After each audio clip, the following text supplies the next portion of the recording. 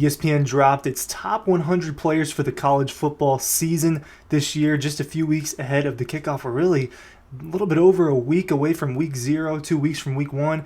Georgia had 6 players that made this list. I believe that was the most out of all teams in the country, right? Michigan obviously had a few, Ohio State had a few, Alabama had a few, but Georgia comes in with 6 players on ESPN's top 100 list. They got a guy in the 80s. They've got a couple guys in the top 10, some players in between. I've got some things I disagree with in general, not just with Georgia, but in general about this list. I want to break it down, talk about each of the guys that did make it. I think there were a couple snubs as well, and obviously there's a ton of talent in college football.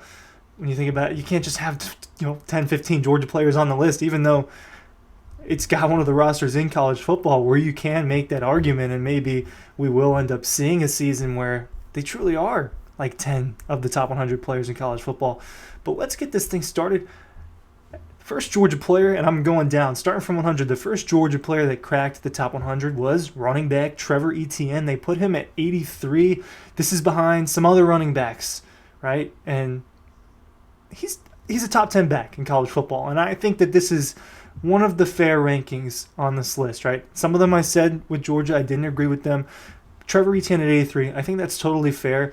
It's hard to put him over an Ollie Gordon who cracked the top 10 as a running back, the only running back to do so. You can't put him over a Quinshon Judkins and a Travion Henderson, a Marion Hampton from North Carolina, Jaden Knott from California. So there's some other running backs that are ahead of Trevor Etienne. The one where I guess I just don't understand it as much, I think that a guy that kind of deserves to be closer to him in this rankings is Donovan Edwards, a player that was about 11 spots higher than him, running back from Michigan this year, ranked at the 72 spot. This is what they said about Etienne. The Bulldogs like to rotate their backs, but they could lean heavily on Etienne, who led Florida in rushing yard average with 68.4 yards per game and 8 touchdowns and yards per carry. I think that his situation's better at Georgia. I think that he's set up to have a good season for Georgia. The only thing holding Etienne back, in my opinion, from this is just I don't think he's going to get fed the way that some of these other superstar backs are going to, especially the guys like Ollie Gordon. They're just not going to get fed the same way, or Etienne's not going to be fed the same way as those guys. So I think it's fair. A couple of my grievances with it, though, right? In terms of where he's at, I think it's fine, but right behind Connor Weig, I don't know how to say his name, the quarterback for Texas A&M, and then Riley Leonard, transfer quarterback from Duke to Notre Dame.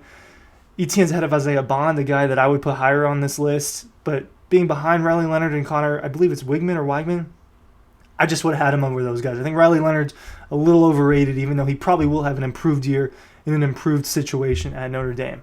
The next Georgia player on the list was the most surprising, and I'll get to that in a second. Ryan Curley from Dawg Post. Make sure you're checking out our newsletter. Links down below. We're ramping up our coverage on the website, dawgpost.com, with premium stories and free stories, whether you're a subscriber or not, which you should be. And we have a $1 deal going on right now to become a Dawg Post subscriber. The deal's good through the Alabama game.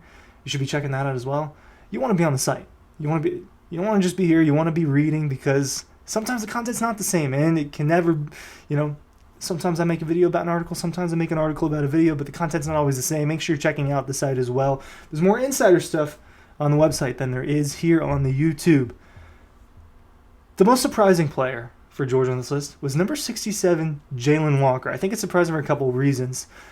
He's just a guy that's not on the field a ton, right? Gets in there on a lot of third down packages. He, to me, is a pass rush specialist that is a hybrid linebacker. They put him at inside, they put him at outside. Part of what's getting him this high on the list is the versatility factor with Jaylen Walker. He's one of the most versatile players on Georgia's team, and that's kind of the theme with Georgia.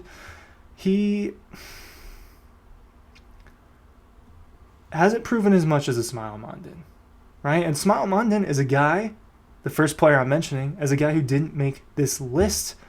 A player that, to me, has All-American potential, has top 3-round NFL draft potential as a middle linebacker. I think he's an athletic freak as a middle linebacker.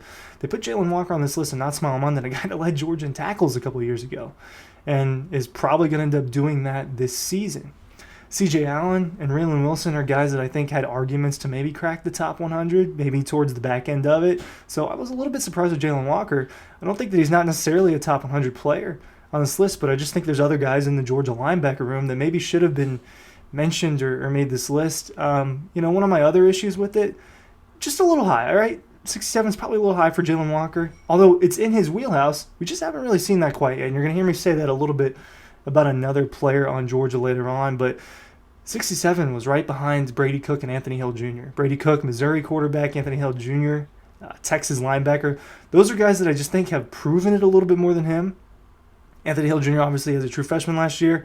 This year I think is going to be one of the big breakout stars in college football, and a guy that deserved to be a little higher on this list. I just think that both of those guys, I don't know, Jaylen Walker being clumped in with them just didn't make total sense to me. So let's move on. Then you got to move up 37 spots to get to the next Georgia player. That was Michael Williams. They put him at number 30, and I think that most Georgia fans, and maybe a lot of college football fans, would look at this list and say, hey, I would have Michael Williams higher. I think Michael Williams is really good. I think that 30-ish is probably fair, right? This list is a little bit of a projection on ESPN's part, and I think it's fair to have a couple pass rushers against them. Texas A&M is right. Nick Sorton. I'm not getting a lot of these pronunciations right. I will have them better as the season goes on. But number 29 was the Texas A&M defensive end, right ahead of Michael Williams. Had more production than Michael Williams. Michael competes a little bit more because of how stacked Georgia's roster usually is, but it is his turn to be the premier pass rusher on Georgia, at least the premier front seven player. I think that you get a little bit of that projection with the Jaylen Walker rank as well. I just think that this 30-ish mark is fair for Michael. He's a really good player. I think he's getting slightly overrated, but a very, very good season is going to land him as a top 10 NFL draft pick, and we'll be in hindsight, I'll be looking back on this and saying I was a little low on Michael Williams.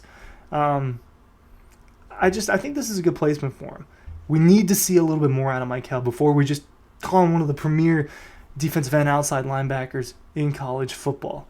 Around that 30 mark, I made notes as I went down this list. I want to talk about another guy that I think got snubbed, and not necessarily because I think he needs to be in the top 30 or anything like that, but I think Oscar Dell probably should have made this list. Colston Loveland at 26 was the only tight end I saw on it, just glancing through it a few times. Colston Loveland probably is the best tight end in college football, but Oscar Delp's got to be up there, and I got to think that that's worthy of cracking the top 100, even if it was just in the 90s. Kind of think Oscar Delp deserved to be on this list, especially when you look at other ESPN articles and you see the projection, you see how highly they think of the tandem that Delp and Yurcek could be. I'm just a little surprised that Delp didn't crack the top 100. Right before I get to Georgia, interesting note, 22, 23, and 24 are three quarterbacks. Milroe at 22, 23 was Quinn Ewers, and Shedeur Sanders was 24. They clumped them all together. Kind of shows you how they feel about quarterback tiers, right? And Carson Beck is the number one quarterback on this list. I will get to him last. He was the highest rated Georgia player, so I will be getting to that in just a second. But interesting to me that they clumped all those quarterbacks together. And behind Dylan Gabriel at 16, the guy that is ranked right behind Dylan Gabriel at 16 is Tate Ratledge, offensive lineman for Georgia, offensive guard for Georgia, maybe a center for Georgia this year too. He's one of the leaders on this team. He's one of the voices of this team. You lose to Cedric Van Pran. Other guys are going to step up as bigger leaders. I think Tate Ratledge is one of those guys. He was an All-American last year.